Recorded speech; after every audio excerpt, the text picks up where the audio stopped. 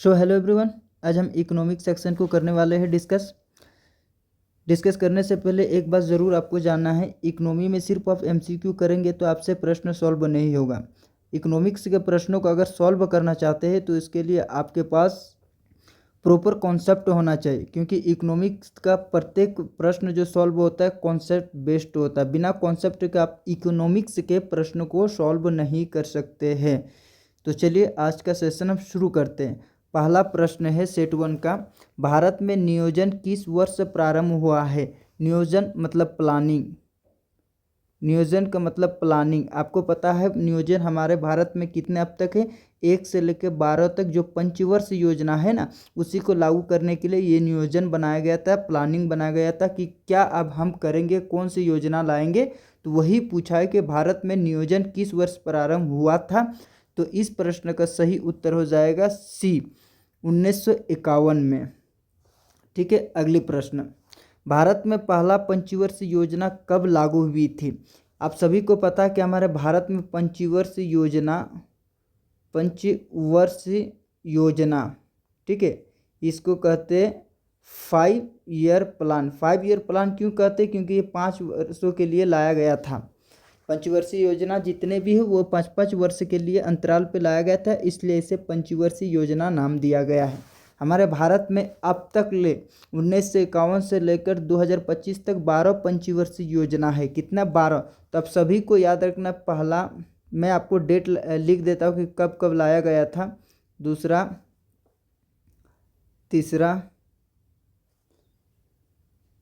चौथा, 5, 6, 7, 8। ठीक है, और बता, पहली पंचवर्ष योजना जो लाया गया था वो 1951 से लेकर कितना होना चाहिए? 1956। 1956 क्यों? क्योंकि 5 वर्ष के अंतराल में। तो अगली पंचवर्षीय योजना क्या होना चाहिए? तो अगली पंचवर्षीय योजना 1956 से लेकर 1961 तक। तीसरी पंचवर्षीय योजना अगर पूछा जाए तो तीसरी पंचवर्षीय योजना 1961 से लेकर 1966 तक। ठीक है, पहली पंचवर्षीय योजना जो था ये कृषि पर ज़्यादा फोकस किया था, कृषि पर फोकस ज़्यादा हुआ था, और इसमें औद्योगिक क्षेत्र में ज़्यादा फोकस किया था, औद्योगिक क्षेत्र में ज़्यादा फोकस किया गया था। ये दो चीज़ को आपको याद रखने की कब लाया गया था और किस चीज़ में ज़्यादा फोकस किया गया था। ठीक है, चौथी पंच योजना लाने से पहले हमारा तृतीय जो योजना थी, तृतीय पंचवर्ष योजना थी, इस योजना का जो लक्ष्य रखा था वो लक्ष्य फेल हो गया था, उसका टारगेट अचीव नहीं कर सका था। इसलिए इसमें क्या किया गया? इसके लिए विराम लाया गया, 3 साल के लिए विराम, 96 से लेकर 1969 तक। इसमें इसको कहते हैं अवकाश योजना। ठीक है, प्लान हॉलीडे। क्यों लाया गया था प्लान हॉलीडे?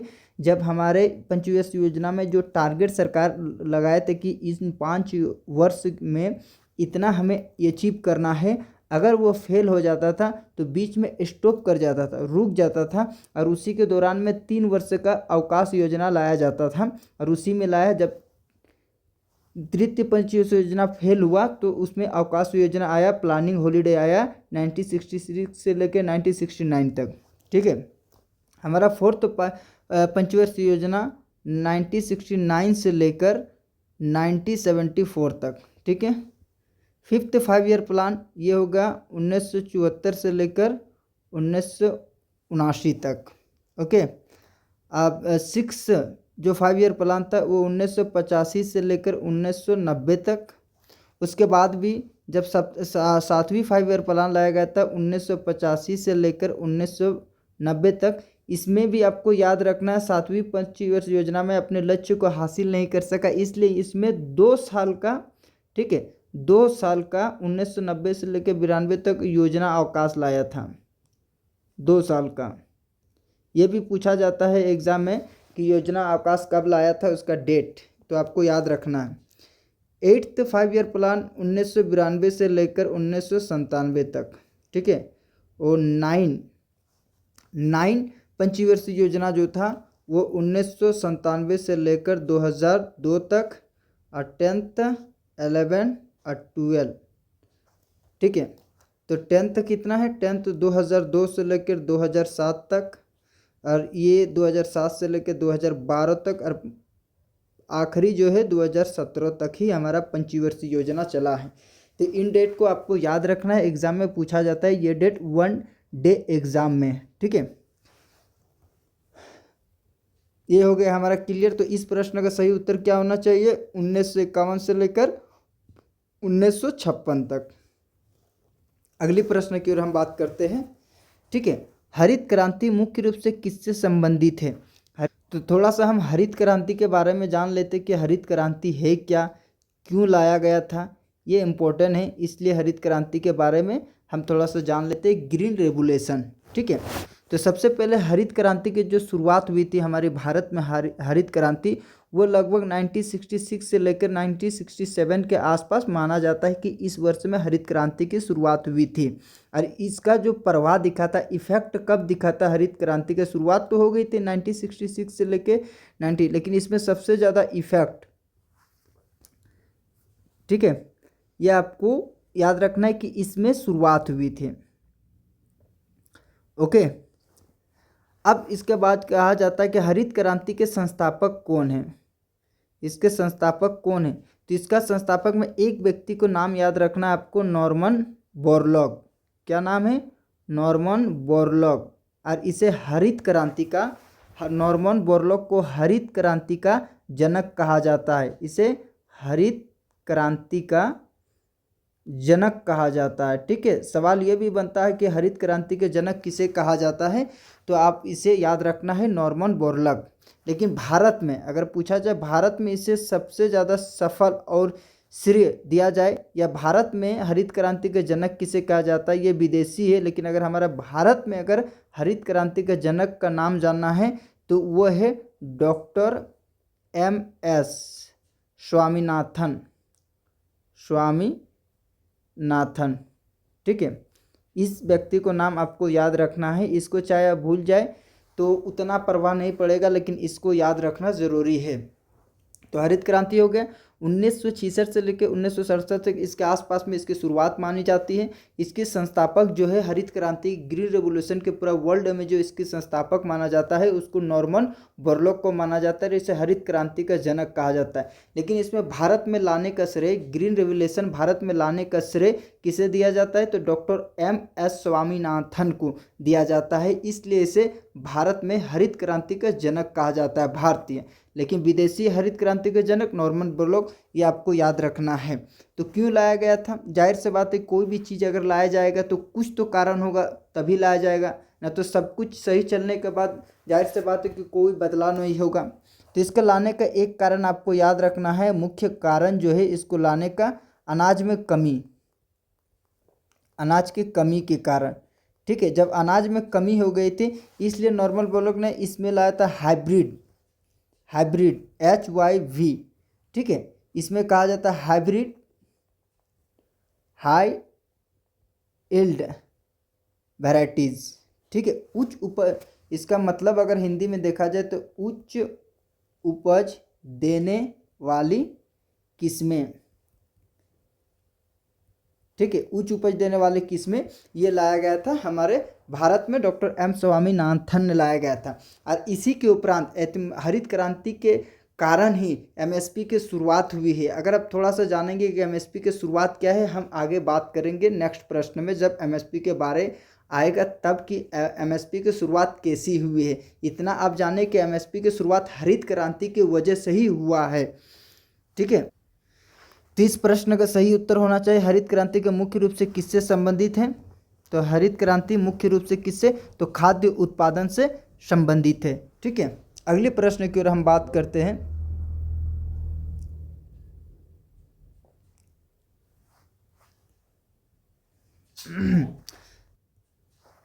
राष्ट्रीय आय यानी नेशनल आय की गणना कौन करता है? वित्त मंत्रालय, नीति आयोग, केंद्रीय सांख्यिकी संगठन यानी CSO या RBI? तो राष्ट्रीय, तो हम बात कर रहे थे राष्ट्रीय आय। तो राष्ट्रीय आय क्या होता है? सबसे पहले ये जान ले, राष्ट्रीय आय जिसको बोलते हैं नेशनल इनकम, ठीक है। एक शब्दों में अगर कहा जाए राष्ट्रीय आय क्या है, जैसे आपका आय क्या है, अगर पूछा जाए कि आपका आय क्या है और आपका स्रोत क्या है आय का, तो आप कहेंगे हमारा जॉब से हमें सैलरी मिलती है, उसके बाद से मेरा जो बिजनेस है वहाँ से हमारा इनकम आता है, तो ये आपका आय हो गया।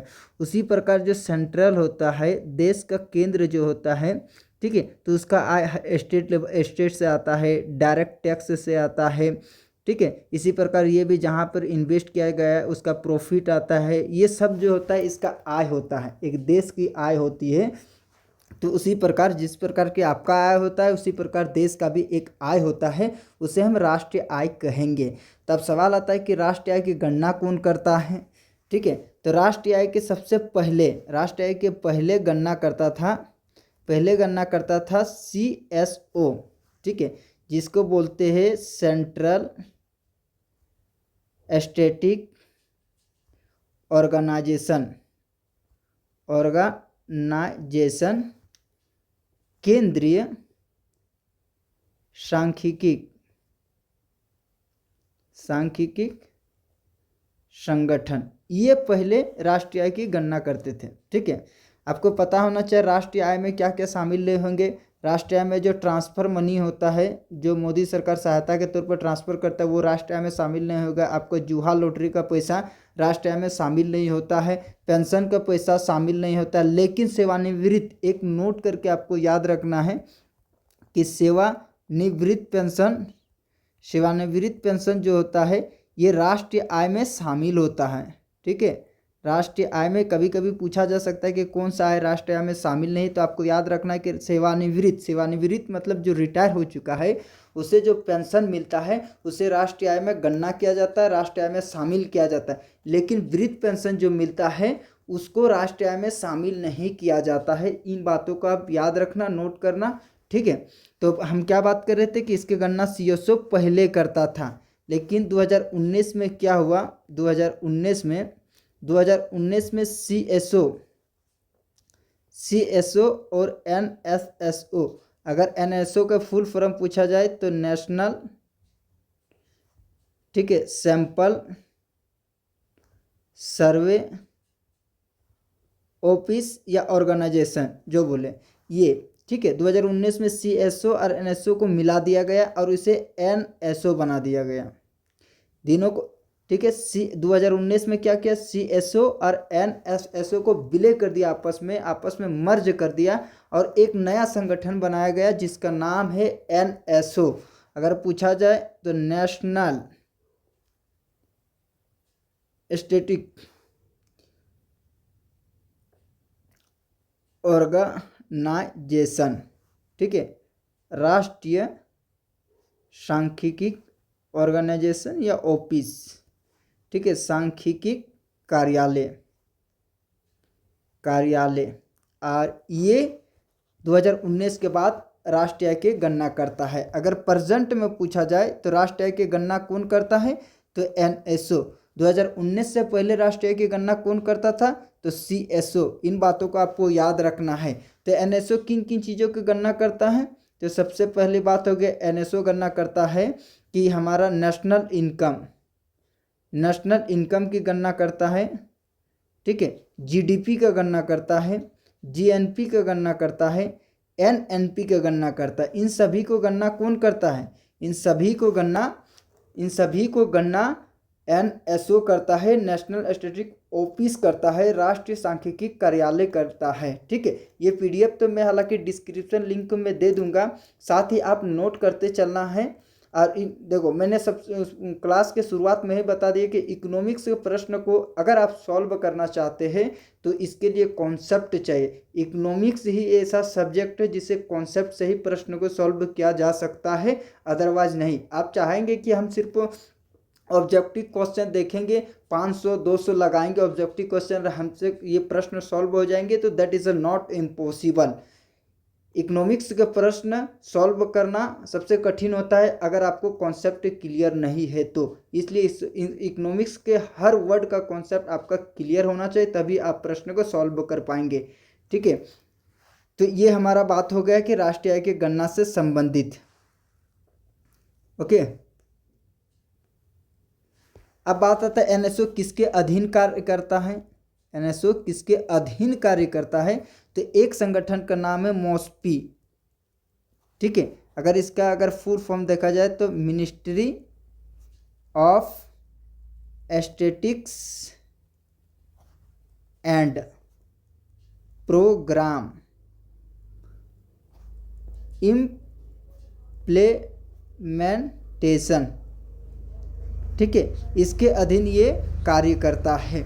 इतना बात तो हो गया, आपका डिक्लेयर हो गया है कि इससे संबंधित जितना भी प्रश्न आएंगे आशा करता हूं कि आप प्रश्न के जवाब दे सकेंगे। अगर आपसे पूछा जाए जीडीपी की गणना कौन करता है, जीएनपी की गणना कौन करता है, तो आपका प्रश्न होना चाहिए, सही उत्तर होना चाहिए एनएसओ, राष्ट्रीय सांख्यिकी कार्य। तो इस प्रश्न का सही उत्तर क्या होना चाहिए? इस प्रश्न का सही उत्तर केंद्रीय सांख्यिकी कार्यालय संगठन पूछा, ये पूर्व में पूछा है, तो इसका आंसर तो ये नहीं होना चाहिए। अगर इस तरह का प्रश्न पूछे तो इसके अगर ऑप्शन में नहीं रहेगा एनएसओ, तब आप सीएसओ सही लगा सकते हैं। लेकिन अगर सीएसओ भी ऑप्शन में रहा और एनएसओ भी ऑप्शन में रहा, तब आपको फर्स्ट रेफरेंस देना है एनएसओ को। अगर पहले शब्द का प्रयोग किया जाएगा प्रश्न में तो सीएसओ देगा, वर्तमान शब्द का प्रयोग किया जाए तो एनएसओ देगा, ठीक है। और वर्तमान और पहले दोनों शब्द का प्रयोग नहीं किया गया है और सीएसओ और एनएसओ दोनों ऑप्शन में है, तो आपको एनएसओ को फर्स्ट रेफरेंस देना है, ओके। और एनएसओ नहीं रहेगा तब आप सीएसओ आंसर लगा सकते हैं। अगली प्रश्न है, भारत का केंद्रीय बैंक कौन सा है? आपको पता होना चाहिए कि हर देश का अपना एक केंद्रीय बैंक होता है जो बाकी बैंकों का नियंत्रण करता है, ठीक है। तो केंद्रीय बैंक के बारे में थोड़ा सा बात कर लेते हैं। केंद्रीय बैंक हमारा आरबीआई है, रिजर्व बैंक ऑफ इंडिया हमारा भारत का केंद्रीय बैंक है, जिसकी स्थापना अगर देखा जाए, इसकी स्थापना 1 अप्रैल 1935 में आरबीआई की स्थापना हुई है। किसके तहत? तो आरबीआई एक्ट 1934 के तहत, यानी भारतीय रिजर्व बैंक अधिनियम 1934 के तहत हमारे आरबीआई की स्थापना 1 अप्रैल 1935 को हुई थी, ठीक है। और ये पहले पूर्णतः सरकार के अधीन नहीं थे, ये निजी स्वामित्व में थे, यह बात याद रखना। लेकिन 1 जनवरी, ठीक है, 1 जनवरी 1949, ठीक है, 1 जनवरी 1949 के बाद आरबीआई पूर्णतः यानी कंप्लीट सरकार के अधीन आ गया, ठीक है। यानी पहले पूछा जाए कि 1 जनवरी 1949 से पहले आरबीआई किसके अंडर में था, तो आरबीआई किसके अंडर में था, तो प्राइवेट व्यक्ति के अंदर में था। लेकिन 1 जनवरी 1949 को इसका राष्ट्रीयकरण किया गया, नेशनलाइजेशन किया गया, ठीक है। और नेशनलाइजेशन करने के बाद ये पूर्णतः कंप्लीटली सरकार के अधीन आ गया है, ठीक है। तो अगर इससे पूछा जाए कि राष्ट्रीयकरण आरबीआई के कब हुआ है, तो आपको याद होना चाहिए कि 1 जनवरी 1949 को आरबीआई का राष्ट्रीयकरण हुआ है और इस दौरान आरबीआई कंप्लीटली सरकार के अधीन आ गया, 100% स्वामित्व से भारत सरकार के अंडर आ गया। अब पूछा जाए आरबीआई के जो हेड क्वार्टर है, मुख्यालय है, वो पहले कहाँ था? पहले कोलकाता में था, लेकिन अब कहाँ है? अब मुंबई में, और इसका ट्रांसफ़र 1937 में किया गया था। इन बातों को आपको याद रखना है आरबीआई के अंडर में, ठीक है। आरबीआई के कार्य क्या है, आरबीआई का ढांचा क्या है, कितने सदस्य इसमें काम करते हैं, वो आपको जानना अभी के लिए फ़िलहाल उतना इम्पोर्टेंट नहीं है। जब हम बैंकिंग चैप्टर के बारे में बात करेंगे तब आरबीआई के बारे में बात करेंगे, अन्य बैंकों के बारे में बात करेंगे। इस प्रश्न में आपको इन पॉइंटों को जानना ज़रूरी है, जो मैंने आपके लिए इम्पोर्टेंट मैंने बता दिया। क्या याद रखना है? आरबीआई की स्थापना 1 अप्रैल 1935 में किस अधिनियम के तहत? आरबीआई एक्ट 1934 के तहत। इसका राष्ट्रीयकरण कब हुआ? 1 जनवरी 1949 का। इसका हेड क्वार्टर कब था? पहले कोलकाता में, लेकिन अब कहाँ है? मुंबई में। कब ट्रांसफ़र किया गया? 1937 में। अगर ठीक है, अब सेट टू की बात करते हैं। सबसे इम्पोर्टेंट मुद्रास्फीति, इन्फ्लेशन का अर्थ क्या है? मुद्रा की क्रय शक्ति बढ़ना, मुद्रा की क्रय शक्ति घटना, उत्पादन बढ़ना, निर्यात बढ़ना। अब बोलो, ऐसे प्रश्न को अगर आपको पता ही नहीं है कि मुद्रास्फीति क्या है, तो आप क्या इस प्रश्न को सॉल्व कर पाएंगे? आपको तो इतना भी समझ में नहीं आ रहा है कि मुद्रा की क्रय शक्ति घटना क्या होता है, मुद्रा की क्रय शक्ति बढ़ना क्या होता है, यह आपको पता भी नहीं है। लेकिन अगर आप कॉन्सेप्ट पढ़े कि मुद्रास्फीति क्या है, मुद्रास्फीति का इफेक्ट क्या है, ठीक है, मुद्रास्फीति का प्रभाव किन लोगों पर ज़्यादा पड़ता है, इसका कंट्रोल कैसे होता है, अगर इतने बातों को आप जानते हैं तभी इस प्रश्न को सॉल्व कर पाएंगे, अदरवाइज आपके पल्ले नहीं पड़ेंगे ऐसे प्रश्न। ये यूपीएससी लेवल का प्रश्न है। आइए इसको हम समझते हैं सिंपल में, साधारण में, कि मुद्रास्फीति होता क्या है। ठीक है, तो सिंपल में आपको याद रखना है कि मुद्रास्फीति का मतलब होता है महंगाई। मुद्रास्फीति इन्फ्लेशन, मुद्रास्फीति का मतलब होता है महंगाई। सिंपल में आपको अगर दूसरा शब्द बोला जाए तो मुद्रास्फीति का मतलब होता है महंगाई। अब सवाल आता है कि सर महंगाई कैसे बढ़ता है, तो मुद्रास्फीति में आपको याद रखना है सबसे पहले महंगाई कैसे बढ़ता है। मुद्रास्फीति का मैं डिफिनेशन नहीं बता रहा हूँ, इसका सिर्फ जो की पॉइंट होता है जिससे आपको प्रश्न हल हो जाएंगे, आपको समझ आ जाएगा थोड़ा बहुत कि मुद्रास्फीति क्या होता है, वही मैं बता रहा हूँ। इसका कारण साधारण शब्दों में, एकदम साधारण से साधारण शब्दों में मैं समझाने का प्रयास कर रहा हूँ। ठीक है, तो मुद्रास्फीति यानी इन्फ्लेशन यानी महंगाई। महंगाई बढ़ता है कैसे, महंगाई कब बढ़ेगा सर, जब लोगों के पास आय अधिक आ जाएंगे। ठीक है, लोगों के पास जब आय अधिक आ जाएंगे तो क्या होगा, वो उत्पादन कम हो जाएंगे। उत्पादन क्या हो जाएंगे, कम हो जाएंगे। बोलेंगे सर उत्पादन कैसे कम हो जाएगा, लोगों के पास आ जाएगा तो उत्पादन ज़्यादा होना चाहिए, कम कैसे हुआ। यहाँ पर समझने की ज़रूरत है। मान लेते सभी लोगों के पास आय अधिक आ गया है, पैसा सभी के पास आ गया है बहुत ज़्यादा, तो आप अब लोग क्या करते हैं, उसका खरीदारी वो बढ़ने लगता है। पहले मान लेते कि उसका आय कम थी तो वो टमाटर मान लेते कि 1 kg ½ kg खरीदता था, लेकिन अब आय बढ़ने के बाद उसका क्या हुआ, खरीदना बढ़ गया 2 kg 3 kg। क्या हुआ, इससे उत्पादन, इससे प्रोडक्ट बाजार में क्या हुआ, कम हो गया, कम हुआ। अब जाहिर से बात है कि आज जितना जल्दी आ जाता है उतना जल्दी तो उत्पादन होगा नहीं, उत्पादन के लिए समय चाहिए। तो ऐसे में क्या होता है, ऐसे में क्या होता है, उत्पादन कम हो जाता है तो मार्केट में वस्तु यानी उत्पादन जो बोला जाए, इसको वस्तु बोले सबसे बढ़िया है। तो वस्तु मार्केट में क्या हो जाएगा, कम हो जाएगा। जब वस्तु मार्केट में कम हो जाएगा, आय बहुत ज़्यादा हो जाएगा, तो क्या हो जाएगा, ऐसे में लोग क्या करेंगे, वस्तु की कीमत को क्या करेंगे, वस्तु की कीमत को वो इंक्रीज कर देंगे, बढ़ा देंगे। ठीक है, जब वस्तु की कीमत को बढ़ा देंगे तो इससे क्या हो जाएगा, मुद्रा की क्रय शक्ति कम हो जाएंगे, शक्ति कम हो जाएंगे। सर मुझे समझ में नहीं आया, चले एग्जाम्पल के साथ समझने का प्रयास करते हैं। सबसे पहले और एक बार कॉन्सेप्ट पढ़ लेते हैं। जब लोगों के पास आय बढ़ जाता है तो क्या करता है, लोग वस्तु अधिक खरीदता है। जब वस्तु अधिक खरीदने लगता है तो वस्तु का उत्पादन कम हो जाता है। वस्तु का उत्पादन कम होता है तो बाजार में वस्तु की कमी हो जाती है। अब जब बाजार में वस्तु की कमी हो जाएंगे तो जाहिर से बात है, जो बचा खुचा रहेगा वो क्या करेंगे, वो अपनी कीमत को बहुत बढ़ा देंगे, इंक्रीज कर देंगे, और उससे क्या होगा, उससे मुद्रा की क्रय शक्ति कम हो जाएंगी। आपने सुना है कि अधिकतर बिजनेसमैन क्या करता है, माल को स्टॉक करके रख लेता है। क्यों करता है, जब मार्केट में कम हो जाएंगे। जैसे मान लेते हैं, एक बात आपको समझाते हैं। जैसे मान लेते अभी आपने सुना है कि प्याज, मान लेते प्याज के रेट आपने सुना है कि 2024 में बहुत ज़्यादा बढ़ गया था प्याज टमाटर। क्यों बढ़ा था, क्योंकि जब प्याज मार्केट में बहुत ज़्यादा था तो कुछ व्यक्ति ने इसे क्या किया, स्टॉक में रख लिया, स्टॉक करके रख लिया। जब ये पूरे ख़त्म हो गया तो ये स्टॉक को जब ये बाहर करेंगे तो क्या करेंगे, दाम 2 गुना 3 गुना बढ़ा के बेचेंगे। ये होता है वस्तु की कीमत बढ़ना। कैसे वस्तु की कीमत बढ़ता है आपको समझ आ गया। अब समझ में नहीं आया सर कि मुद्रा की शक्ति कैसे कम हुआ वस्तु की कीमत बढ़ने से। एग्जाम्पल मान लेते कि आपने 4 kg टमाटर खरीदा। ठीक है, 5 kg टमाटर खरीदा, इसका मूल्य हुआ 100 रुपया। ठीक है, 100 रुपया यानी कितना,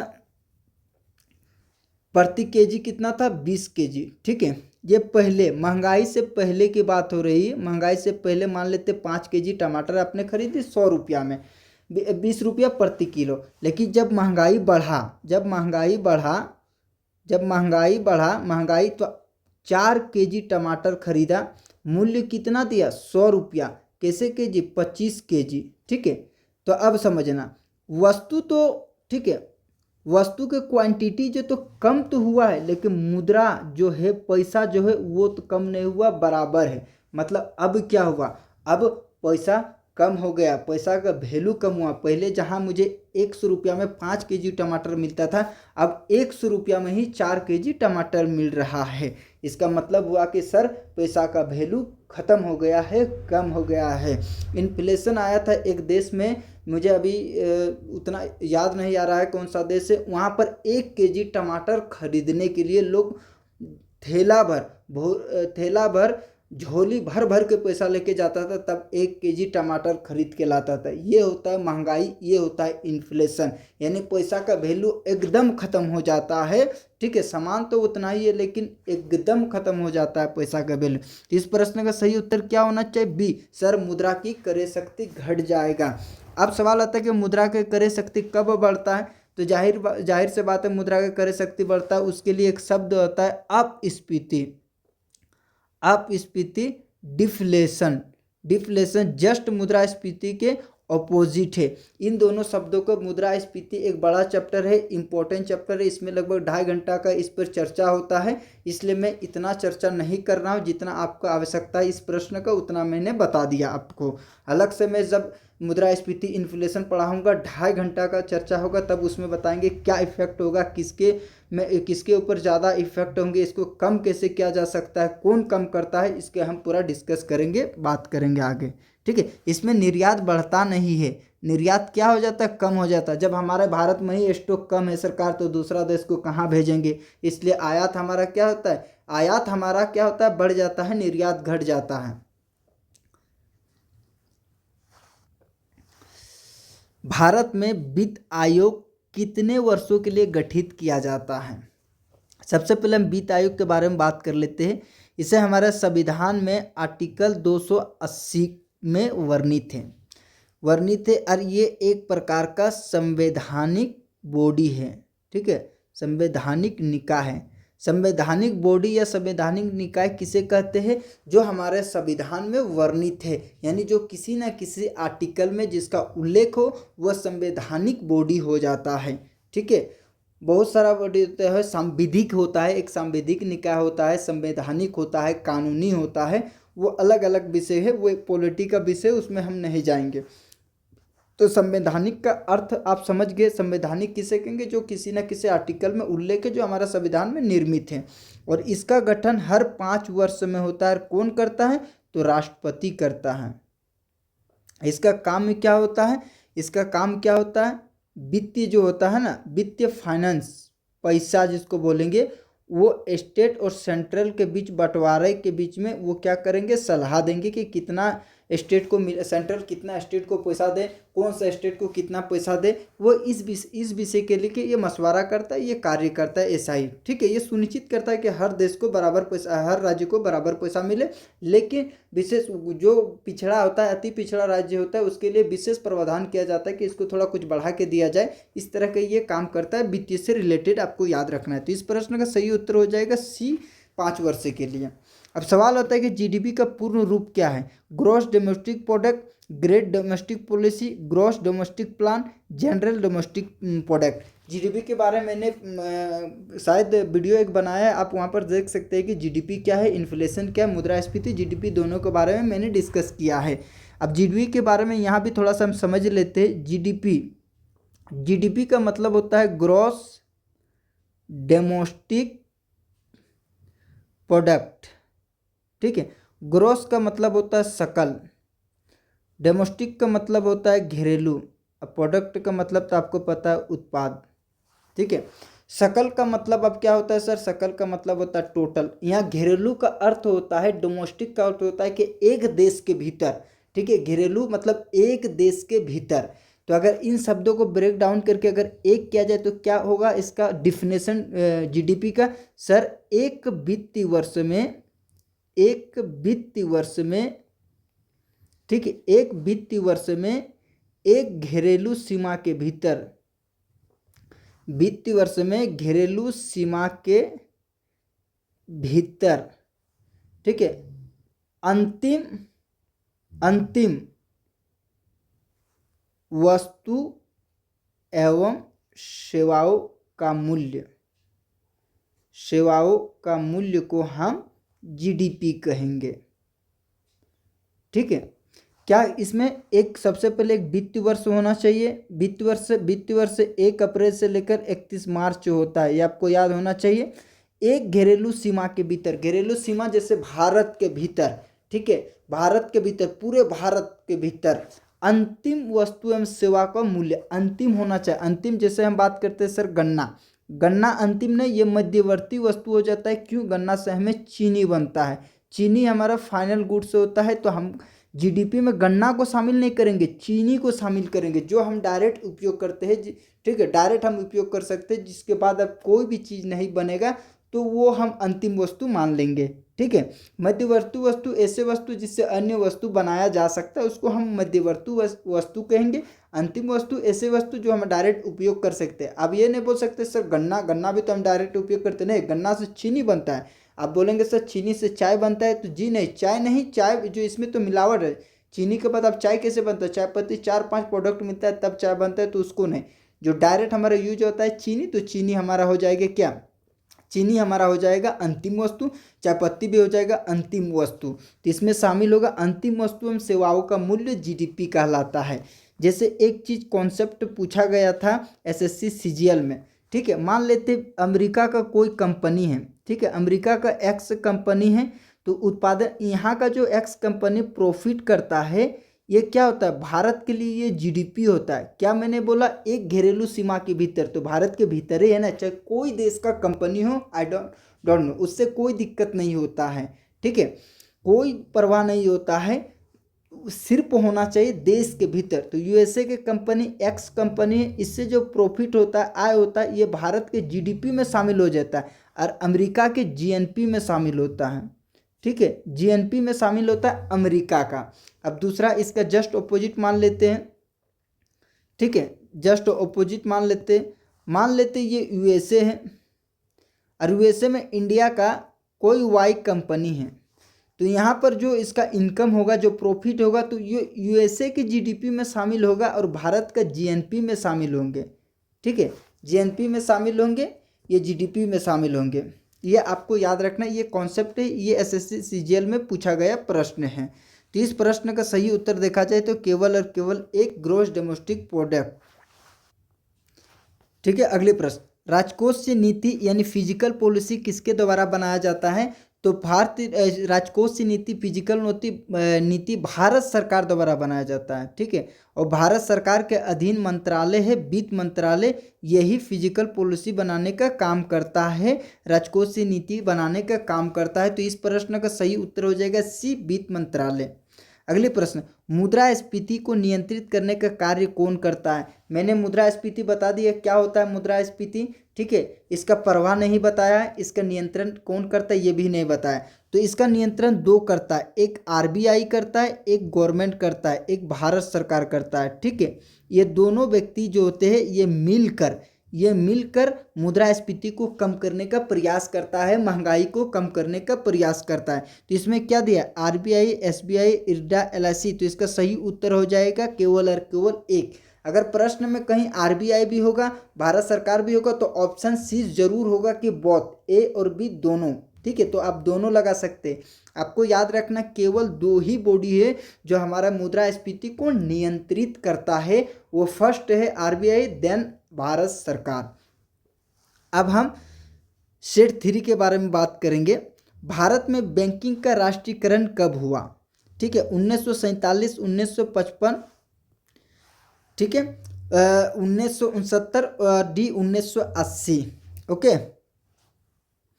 तो बैंकिंग जैसे मैंने आपको बताया आरबीआई का राष्ट्रीयकरण 1 अप्रैल 1949 को हुआ था, और जब राष्ट्रीयकरण नेशनलाइजेशन हुआ तो क्या सरकार के पूर्ण नियंत्रण में आ गया। उसी प्रकार हमारे भारत में जो बैंकिंग सेक्टर है उसका राष्ट्रीयकरण कब हुआ था?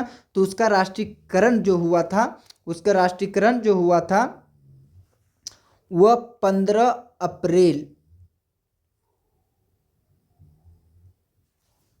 भारत में बैंकिंग राष्ट्रीयकरण तो 6 बार हुआ है, लेकिन यहाँ पर प्रश्न क्या पूछा है, ये कंफ्यूज वाला प्रश्न है। भारत का राष्ट्रीयकरण जब हुआ था तो 6 बैंकों का हुआ था। पहला राष्ट्रीयकरण जो हुआ था वो हुआ था 19 जुलाई 1969 को, और इस दौरान 14 बैंकों को राष्ट्रीयकरण हुआ था।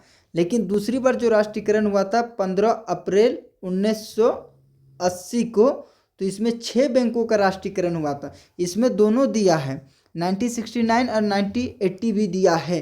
तो ठीक है, तो इसका प्रश्न ये भी सही हो जाएगा, लेकिन ये भी सही हो जाए, दोनों सही है। लेकिन इसमें किस संदर्भ में ये प्रश्न पूछा, ये अटपटा है। तो ऑप्शन आपको ऐसा नहीं देगा, ऑप्शन में या तो 1969 देगा या 1980 देगा। ठीक है, ये आपको याद रखना है। अगली प्रश्न की हम बात करते हैं, भारत में न्यूनतम समर्थन मूल्य एमएसपी किसके लिए तैयार किया जाता है। ठीक है, तो एमएसपी क्या होता है उसके बारे में थोड़ा सा हम जान लेते हैं। एमएसपी में कितने फसल शामिल किया जाता है, एमएसपी की घोषणा कौन करता है, एमएसपी की शुरुआत कैसी हुई, इसके बारे में थोड़ा बहुत जान लेते हैं, ताकि हमारे ये जो कॉन्सेप्ट ये पूरे क्लियर हो जाएगा, ताकि इससे पहले आने वाला कोई भी प्रश्न एमएफसी रिलेटेड हो आप आसानी से जवाब दे देंगे। ठीक, सबसे पहले बात, एमएफसी का मतलब होता है मिनिमम सपोर्ट प्राइस। ये जो लिया है तो ये मैंने दृष्टि के इंडेक्स से निकाला हूँ, क्योंकि मैं दृष्टि का स्टूडेंट रहा हूँ और दृष्टि में काफ़ी बढ़िया तरीके से सिंपल साधारण शब्दों में प्रश्न को डील करता है, इसलिए मैं वहाँ से ये पीपीटी लगाया हूँ। ठीक है, तो मिनिमम सपोर्ट प्राइस एमएसपी, न्यूनतम समर्थन मूल्य। मिनिमम का मतलब होता है न्यूनतम सपोर्ट प्राइस, सपोर्ट यानी कहने का मतलब सरकार सपोर्ट कर रहा है किसानों को। ठीक है, तो सबसे पहले बात होता है मिनिमम क्या होता है पता है, न्यूनतम समर्थन मूल्य क्या होता है। वर्ष में 2 बार इसकी घोषणा होती है, रबी फसल खरीफ फसल में। ठीक है, अब बात आता है न्यूनतम समर्थन मूल्य क्या है। तो सिंपल में आपको याद रखना है, जिस दर पर सरकार किसानों से अनाज को खरीदते हैं उसे हम न्यूनतम समर्थन मूल्य कहते हैं। क्लियर, न्यूनतम समर्थन मूल्य क्या है सर, जिस दर पर सरकार किसानों से अनाज को खरीदते हैं उसे हम न्यूनतम समर्थन मूल्य कहते हैं। ठीक है, तो सबसे इसकी शुरुआत कैसी हुई है वो मैं बताऊंगा इसको पूरा क्लियर करने के बाद। सबसे पहले सर सिफारिश कौन करता है, एमएसपी के लिए सिफारिश कौन करता है, तो एक आयोग है कृषि लागत मूल्य आयोग, CACP, इसका सिफारिश करता है। इसमें 22 फसलों को शामिल किया गया है। ठीक है, लेकिन गन्ना के लिए एक पॉइंट आपको जो याद रखना है, गन्ना के लिए एमएसपी नहीं होता है, गन्ना के लिए FRP की सिफारिश की जाती है। अलग से याद रखना है, गन्ने के लिए उचित और लाभकारी मूल्य की सिफारिश की जाती है। 22 फसलों के लिए एमएसपी होता है, गन्ना के लिए FRP होता है, उचित और लाभकारी मूल्य। ये आपको याद रखना है इन दो बातों को। तो 22 फसल कौन कौन सी है सर, तो 14 खरीफ फसल, 6 रबी फसल, 2 अन्य वाणिज्यिक फसल है। तो इसमें से 7 अनाज हैं। ठीक है, 7 अनाज, धान गेहूँ जौ बाजरा ज्वार मक्का और रागी। 5 दालें हैं। ठीक है, 5 दालें, चना अरहर तूर मूंग उड़द और मसूर। 7 तिलहन हैं। ठीक है, मूंगफली सफ़ेद सरसों सोयाबीन सूरजमुखी तिल कुसुम और राम तिल। कच्चा कपास कच्चा जूट नारियल गरी कोपरा। तो देखो कभी कभी एग्जाम में क्या करता है, साथ ऐसे प्रश्न देता है कि इनमें से कौन कौन अनाज है, इनमें से कौन कौन दालें हैं, इनमें से कौन कौन तिलहन की श्रेणी में आता है। जब एग्जामिनर का मूड अगर ऑफ हो जाता है कि इस पर बच्चा को क्या करना है, बच्चा को जीएस में हद से हद बनाना है प्रश्न, तो इस प्रकार के प्रश्न पूछा जाता है। ये अक्सर यूपीएससी में ऐसा प्रश्न पूछा जाता है कि इनमें से अनाज कौन सा है, इनमें से दाल के प्रकार कौन से, इनमें से तिलहन के प्रकार कौन से। इसलिए इसमें अलग से क्लासिफिकेशन कर दिया कि 7 अनाज धान गेहूँ जो ज्वार बाजरा मक्का रागी 7 अनाज है, 5 दालें हैं 4 तिलहन है। ठीक है, यह भी आपको याद रखना है। एमएसपी में 14 खरीफ फसल है, 6 रबी फसल है, 2 अन्य वाणिज्यिक फसल है। That's clear. अब हम थोड़ा सा बात करेंगे, थोड़ा सा कि सर इसकी शुरुआत कैसी हुई, बैकग्राउंड थोड़ा सा बात करेंगे, क्योंकि आपके पास उतना समय नहीं न्यू टीचर को मौका देने के लिए। अगर आप लोग मौका देते हैं तो इतना विस्तार से मैं बताता हूँ ताकि आपको जीवन भर याद रहता। ठीक है, तो थोड़ा सा याद करें। जैसे मैंने आपको क्या बताया था, हरित क्रांति की शुरुआत हुई थी। हरित क्रांति की शुरुआत हुई थी इसमें हाई यील्डिंग वैरायटीज, मतलब उच्च तकनीक के बीज लाया गया था भारत में। तो उच्च तकनीक का बीज जब लाया गया तो सभी किसान ने इसे खरीदा, और सभी किसान ने खरीदा तो अच्छा पैदावार हुआ, सभी का अच्छा पैदावार हुआ। सभी का जब अच्छा पैदावार हो गया है तो सभी के पास जब इतना अच्छा पैदावार हुआ है तो खरीदने वाला व्यक्ति की संख्या कम हो गई है। और उत्पादन जब बाजार में अधिक हो जाता है, अधिक से अधिक, तो क्या होता है, उत्पादन वस्तु का मूल्य कम हो जाता है। तो इस प्रकार क्या हुआ, सभी जब मान लेते हैं गेहूं के लिए गेहूं सभी के पास भर भर भर के हुआ, गेहूं बहुत बढ़िया खेती हुआ सभी के पास, बाजार में गेहूं गेहूं चारों तरफ, ठीक है, नॉर्थ साउथ इंडिया एकदम चारों तरफ गेहूं गेहूं।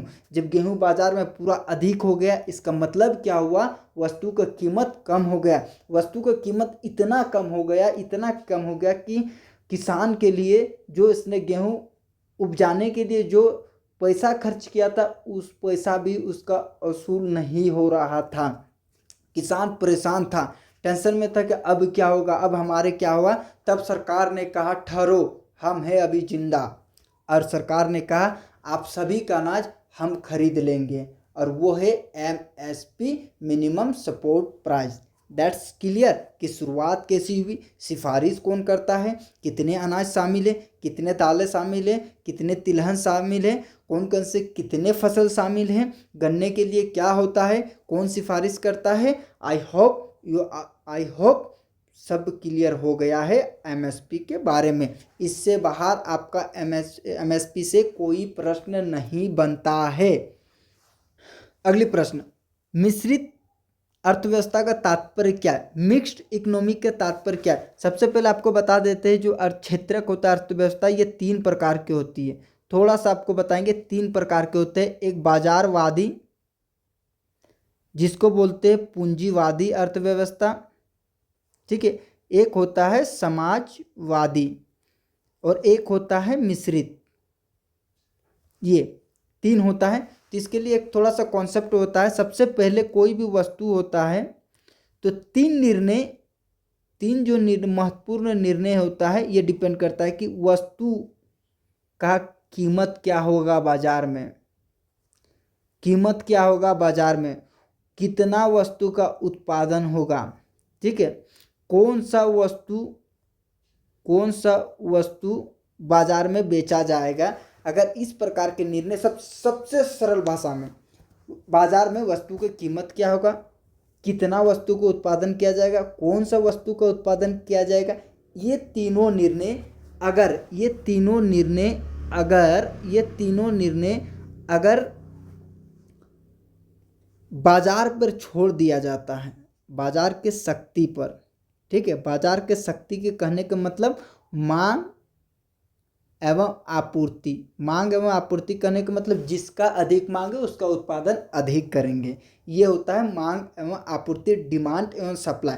अगर बाजार के शक्ति ये तीनों निर्णय करता है तो उसे हम बाजारवादी कहेंगे, उसे हम पूंजीवादी अर्थव्यवस्था कहेंगे। That's clear. बाजारवादी पूंजीवादी क्या हो गए, और एक बार, अगर वस्तु की कीमत क्या होगी बाजार में, कौन सा वस्तु को कितना उत्पादन किया जाए, ये निर्णय अगर बाजार लेता है तो उसे हम बाजारवादी या पूंजीवादी अर्थव्यवस्था कहा जाता है। ऐसा प्रचलन USA में चलता है। बाजार की शक्ति एक शब्द होता है, मैंने शुरुआत में ही कहा ना, इकोनॉमिक्स का एक एक शब्द जो है ना समझना बहुत जरूरी होता है। जैसे आप पढ़ेंगे बाजार के शक्ति, समझे पल्ले नहीं पड़ेगा किसी के कि बाजार के शक्ति क्या होता है। तो बाजार के शक्ति सिंपल याद रखना, मांग एवं आपूर्ति। मांग एवं आपूर्ति, जिस वस्तु का मांग अधिक होगा उसका उत्पादन अधिक करेंगे, ये हम बाजार तय करेगा, और ऐसे को हम बाजारवादी या पूंजीवादी। अब ये तीनों निर्णय अगर सरकार करता है तो इसे हम समाजवादी कहेंगे, और सरकार और बाजार के शक्ति दोनों मिलकर करता है तो इसे हम मिश्रित कहेंगे। और मिश्रित अर्थव्यवस्था भारत में है। That's clear. तो यहाँ पर सवाल क्या पूछा है, मिश्रित अर्थव्यवस्था का तात्पर्य क्या है, केवल सार्वजनिक क्षेत्र, केवल निजी क्षेत्र, सार्वजनिक और निजी दोनों। तो इसका सही उत्तर हो जाएगा सी, सर, सार्वजनिक और निजी दोनों क्षेत्र। अगले सवाल, WOT का मुख्यालय कहाँ है, headquarter, New York, Geneva, Paris, London. तो इसका सही उत्तर हो जाएगा बी, स्विट्जरलैंड जेनेवा में है। स्विट्जरलैंड जेनेवा में है। इसकी स्थापना कब हुई थी आप हमें कमेंट सेक्शन में जरूर बताना।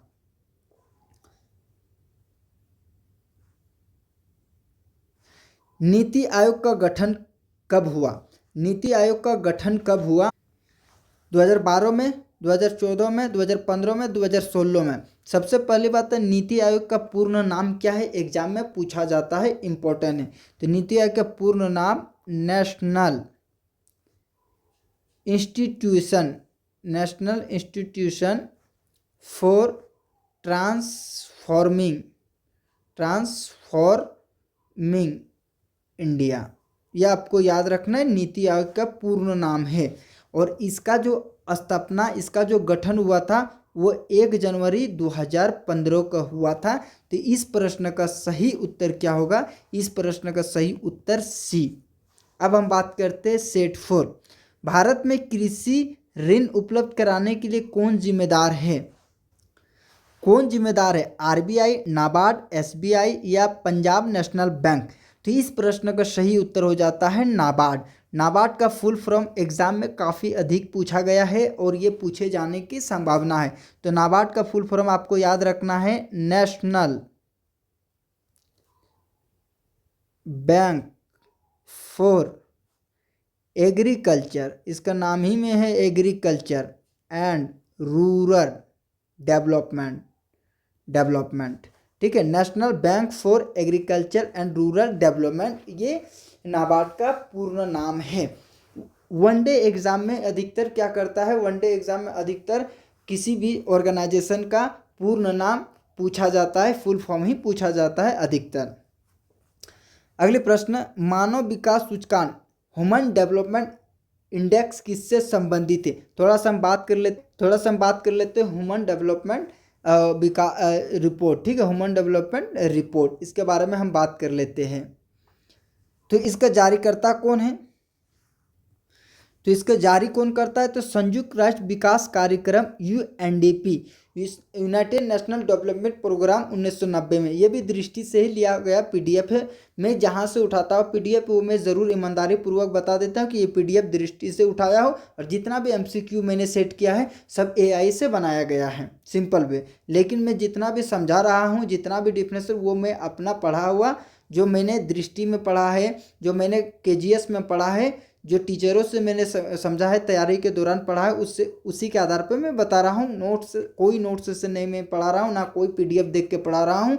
इनडायरेक्ट जो मैं जानता हूँ उसको बता रहा हूँ, लेकिन जो पीडीएफ में ऐड किया हूँ वो कहाँ से ऐड किया हूँ मैं ईमानदारी पूर्वक बता देता हूँ, दृष्टि से ऐड किया हुआ है। तो यूएनडीपी इसका जारी करता है। आपको इसमें क्या याद रखना वो इम्पोर्टेंट होता है। सबसे पहला बात, जारी कौन करता है? ठीक है, जारी कौन करता है? भारत के स्कोर 2020 में क्या रहा है ये आपको याद नहीं रखना। 2022 में क्या रहा? 132 स्थान। ठीक है, अगली बार आपको 2025 को आपको याद रखना है। 2025 आप जिस वर्ष एग्जाम दे रहे हैं, ठीक है, जिस वर्ष आप एग्जाम दे रहे हैं उसका आपने निकालना है कि एसडीआर का रिपोर्ट में भारत का रैंकिंग, बस आपको रैंकिंग याद रखना है। और अगर सूचकांक का आधार देखा जाए, ठीक है, इतना आपको इसीलिए समझाना है कि इन पॉइंटों को याद रखना है आपको। तो किसका? केवल शिक्षा, केवल स्वास्थ्य, केवल आय, शिक्षा। आपको मैंने ट्रिक बताया था, जहाँ ओनली शब्द होगा आप उसको कटिंग कर सकते हैं, ये तीनों से संबंधित है। अगले प्रश्न, बजट किसके द्वारा संसद में प्रस्तुत किया जाता है? तो सिंपल में बजट का पेश हुआ जाता है, 1 फरवरी को बजट पेश किया जाता है। कौन बजट पेश करता है? हमारा वित्त मंत्री पेश करता है। वित्त मंत्री कौन है? आप कमेंट सेक्शन में जरूर बताना। इस प्रश्न का सही उत्तर हो जाएगा वित्त। ठीक है, हार्थन परवा किससे संबंधित है? सिंपल में आपको याद रखना है कि हार्थन परवा क्या है। हार्थन परवा क्या है? तो हार्थन परवा का मतलब होता है सिर्फ की निगरानी। ठीक है, निगरानी। जब पता चलता है कि किसी व्यक्ति के ऊपर निगरानी किया जाता है, नज़र रखा जाता है, तो उसका जो चाल ढाल होता है ना वो बदल जाता है, उसका व्यवहार, उसका चाल ढाल वो सब बदल जाता है। उसको पता है कि उस पर निगरानी किया जाता है। ठीक है, तो इससे अगर कहा जाए तो सिंपल में हार्थन प्रवाह का मतलब होता है निगरानी करना, देख रेख करना। तो ये किससे संबंधित? तो ये संबंधित है कार्यस्थल में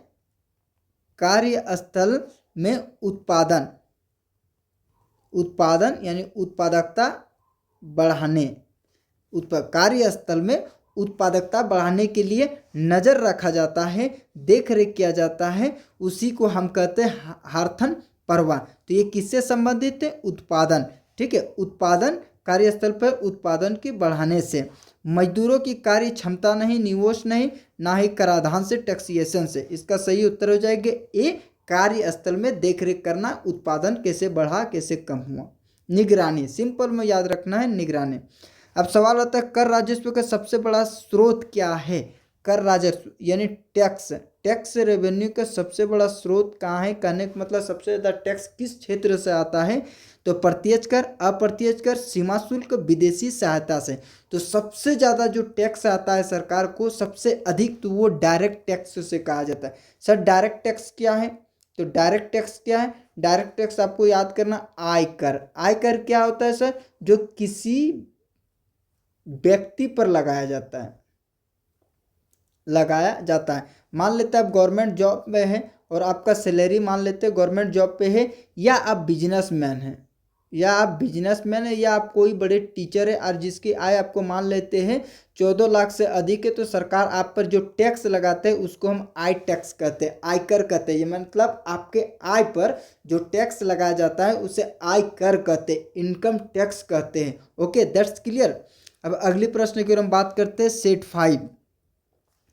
भारत में जनगणना कितने वर्षों के बाद होता है, भारत में जनगणना 10 वर्षों के बाद होता है, लेकिन अभी तक जनगणना 2011 के बाद अभी तक हमारे भारत में जनगणना हुई नहीं।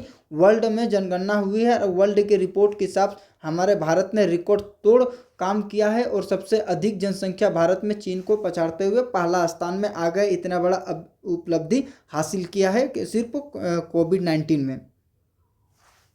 अगले प्रश्न, बेरोजगारी दर किससे मापी जाती है, तो इसका उत्तर होगा श्रम शक्ति। देखो वीडियो 1 घंटा का लगभग हो गया, इसीलिए मैं अब उतना ज़्यादा एक्सप्लेन नहीं कर पाऊँगा, तो मैं कोशिश करता हूँ कि जो इम्पोर्टेंट की पॉइंट होता है वही आपको मैं बताऊँगा, अदरवाइज छोड़ दूंगा। ठीक है, अगले प्रश्न, भारत का सबसे बड़ा राजकोषीय घाटा किस क्षेत्र में होता है, राजकोषीय मतलब फिजिकल डेफिसिट, फिजिकल डेफिसिट मतलब सरकार का घाटा किस क्षेत्र में होता है, तो आपको याद रखना है सरकार का सबसे अधिक घाटा होता है वो रक्षा क्षेत्र में, डिफेंस सेक्टर में। डिफेंस सेक्टर में सबसे ज़्यादा खर्चा होता है और सिर्फ किस लिए कि भारत को मजबूती प्रदान करने के लिए, शक्ति मिले, बस उतना, और विशेष कोई काम नहीं होता है। सिर्फ इतना याद रखना है कि डिफेंस सेक्टर में ज़्यादा खर्चा होता है सरकार की, इसको फिजूल के खर्चा कहा जाता है। लेकिन क्या करें, हमारा पड़ोसी देश ने अगर परमाणु बना लिया तो हमें भी बनाना आवश्यक है और इसके लिए तो पैसा चाहिए। इसीलिए एक से एक मिसाइल बनाना, एक से एक टैंक बनाना, एयर जेट बनाना, फाइटर प्लेन बनाना, और इसमें सबसे अधिक खर्चा होता है रक्षा क्षेत्र में, डिफेंस क्षेत्र में। राष्ट्रीय आय की गणना, ठीक है, नेशनल इनकम की गणना किस पद्धति से की जाती है, आपको पता है राष्ट्रीय आय की गणना कौन करता है, और इसमें पूछा है किन पद्धति का प्रयोग किया जाता है राष्ट्रीय आय की गणना के लिए, तो उत्पादन विधि, आय विधि, व्यय विधि, उपरोक्त में से सभी विधियों का प्रयोग किया जाता है राष्ट्रीय आय की गणना के लिए। कमेंट सेक्शन में बताना आपका दिमाग कितना तेज है, कितना बातों को याद रखता है कि राष्ट्रीय आय की गणना कौन करता था, है नहीं, कौन करता था। अगले प्रश्न, मुद्रा आपूर्ति को नियंत्रित करने का मुख्य साधन क्या, मुद्रा आपूर्ति को नियंत्रित करने का मतलब क्या हुआ, मार्केट में बहुत सारा पैसा ही पैसा, पैसा ही पैसा, पैसा ही पैसा, पैसा ही पैसा, बहुत सारा पैसा आ गया, इससे क्या बढ़ा, महंगाई बढ़ा। तो इसको पैसा को कम करने के लिए सिंपल में बात यहाँ पर पूछा जाता है, मनी सप्लाई, इसका मतलब होता है मनी सप्लाई। इंग्लिश में थोड़ा ज़्यादा समझ में आएगा। मनी सप्लाई मतलब अगर मनी सप्लाई पूरा बढ़ जाए तो इसे कम कैसे किया जाता है, तो इसका कम होता है एक CRR, एक होता है SLR, cash reserve ratio, statutory literacy ratio. ठीक है, तो इसका मतलब होता है ये क्या होता है, मैं बताया हूँ, इकोनॉमिक्स का मेरा एक खंड है, आप देख सकते हैं यूट्यूब में कि CRR क्या होता है, SLR क्या होता है, रेपो रेट क्या होता है, रिवर्स रेपो रेट क्या होता है, इसको मैंने पूरे विस्तार से बताया, इसलिए मैं इस प्रश्न को ज़्यादा नहीं क्लिफाई करूंगा, सिर्फ इसका आंसर हो जाएगा ए। CRR और SLR के माध्यम से मुद्रा आपूर्ति को नियंत्रित किया जाता है, कम किया जाता है। अगली प्रश्न, शर्तिक प्रत्यक्ष कर का उदाहरण क्या है, आयकर, बिक्री कर, उत्पादन शुल्क, सेवा कर। सबसे पहले हम जान लेते हैं थोड़ा सा कि प्रत्यक्ष कर कौन कौन सा है, अप्रत्यक्ष कर कौन कौन सा है। तो प्रत्यक्ष कर और अप्रत्यक्ष कर, इसमें क्या आपको याद रखना है, प्रत्यक्ष कर में क्या होता है, प्रत्यक्ष कर में आपको याद किया जाता है, प्रत्यक्ष कर में कुछ पॉइंटों को आपको याद करना है, ये ट्रांसफर नहीं किया जा सकता है प्रत्यक्ष कर, ये डायरेक्ट है। अब इसका मतलब क्या हुआ कि जिस व्यक्ति पर आरोपित होता है उसे ही पे किया जाता है, पे करना होता है, वो क्या होगा, ये नहीं कि मेरे ऊपर आरोपित है आप पे करें, ये ट्रांसफर नहीं होगा। मान लेते हैं ऐसा नहीं कि एक्स व्यक्ति एक्स व्यक्ति के ऊपर 10% टैक्स लगाया गया है प्रत्यक्ष टैक्स। तो एक्स व्यक्ति ये नहीं कह सकता है कि मेरा पे वाई व्यक्ति करे, एक्स व्यक्ति को ही करना होगा, यानी ये ट्रांसफर नहीं होगा। लेकिन अप्रत्यक्ष कर ट्रांसफर किया जा सकता है। कैसे? मान लेते कोई शॉपकीपर है, उस पर आरोपित किया कोई प्रोडक्ट में 10% का टैक्स, लेकिन इस टैक्स का भुगतान कौन करता है? कंज्यूमर करता है, कंज्यूमर उपभोक्ता करता है, यानी ट्रांसफर होता है। ट्रांसफर होता है मालिक से लेकर मजदूर में ट्रांसफर हो जाता है, ठीक है। इसलिए बात करते हैं प्रगतिशील होता है, ये प्रतिगामी होता है। प्रगतिशील का मतलब जैसे जैसे आय बढ़ेगा टैक्स भी बढ़ता जाएगा। ये रिग्रेसिव होता है, सेम वैसा ही रहता है। उदाहरण, आयकर प्रत्यक्ष कर है, कॉर्पोरेट टैक्स प्रत्यक्ष कर है, संपत्ति कर प्रत्यक्ष कर है, जीएसटी अप्रत्यक्ष कर है, एसटीटी अप्रत्यक्ष कर है, भेट वैल्यू एडेड टैक्स अप्रत्यक्ष कर है, सीमा शुल्क अप्रत्यक्ष कर है, उत्पाद शुल्क अप्रत्यक्ष कर है। आई होप आपको पता चल गया कि प्रत्यक्ष कर क्या होता है, अप्रत्यक्ष कर क्या होता है, और प्रत्यक्ष कर कौन कौन सा है, अप्रत्यक्ष कर कौन कौन सा है, ठीक है। ये आपको याद होना चाहिए। प्रत्यक्ष कर जिस पर आरोपित होता है उसे ही पे करना होता है। अप्रत्यक्ष कर आरोपित जिस व्यक्ति के ऊपर होता है वो नहीं, दूसरा व्यक्ति पे करता है, कंज्यूमर पे करता है। तो इस प्रश्न का सही उत्तर ए, आयकर, इनकम टैक्स। भारत में गुड्स एंड सर्विस टैक्स यानी जीएसटी के, तो जीएसटी की शुरुआत कब लागू हुए? 2014, 2016 या 2017 को। इसका सही उत्तर होगा 2017 को, ठीक है। 1 जुलाई 2017 को जीएसटी का शुरुआत हुआ था। अगले प्रश्न, विदेशी मुद्रा भंडार का प्रबंधन कौन करता है? विदेशी मुद्रा भंडार का प्रबंधन कौन करता है? विदेशी मुद्रा भंडार पता है ना? विदेशी मुद्रा भंडार क्या होता है? सिंपल बात याद रखना है कि इसमें कुछ पैसा रखा जाता है भारत का। हर देश अपना अपना विदेशी मुद्रा भंडार रखता है ताकि विदेशों से सामान खरीदने के लिए, विदेशों से सामान मंगाने के लिए इसका जरूरी होता है, ये विदेशी मुद्रा भंडार में पैसा रखने के लिए। तो इसका प्रबंधन कौन करता? आरबीआई, एसबीआई, वित्त मंत्रालय, नीति आयोग। तो इस प्रश्न का सही उत्तर हो जाएगा आरबीआई, ठीक है। तो लिक्विडिटी ट्रैप किससे संबंधित है? बेरोजगारी, निवेश, ब्याज दर या कृषि से। सबसे पहले लिक्विडिटी ट्रैप क्या होता है ये हम थोड़ा सा समझ लेते हैं कि ये क्या होता है।